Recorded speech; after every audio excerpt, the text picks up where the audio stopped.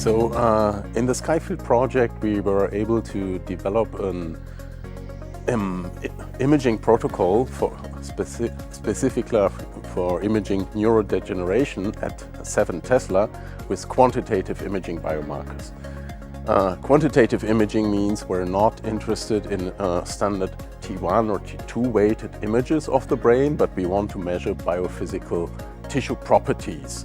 That is important if we want later detect changes, alterations due to neurodegeneration, that we have quantitative measures. So that is what we developed at 7 Tesla, and in specific we developed that for ataxia. That is a very specific disease. It's a motor disease. It's a family of motor diseases, and we were specifically looking into so-called spinocerebellar ataxias, or SCA. And this disease primarily affects the cerebellum, and imaging the cerebellum at 7 Tesla is difficult.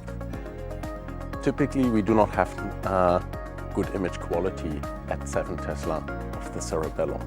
So the main achievement of Skyfield, which is actually still running, is to develop a protocol at 7 Tesla of quantitative MRI of the whole brain, including the cerebellum.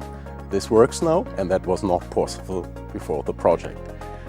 The actual scanning of patients is still ongoing.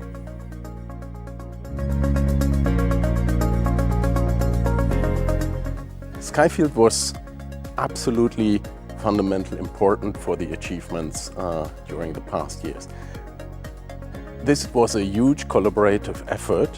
There were actually even more also collaboration partners beyond the Skyfield project involved.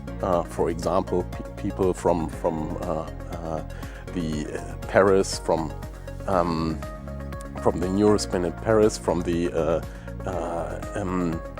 University in Vienna, and more. But of course also the Skyfield sites, that means the project partners at Liège in Belgium, at Trondheim in Norway, and in also the colleagues in Ankara from Turkey, all played an important role to develop that new methodologies which I just explained.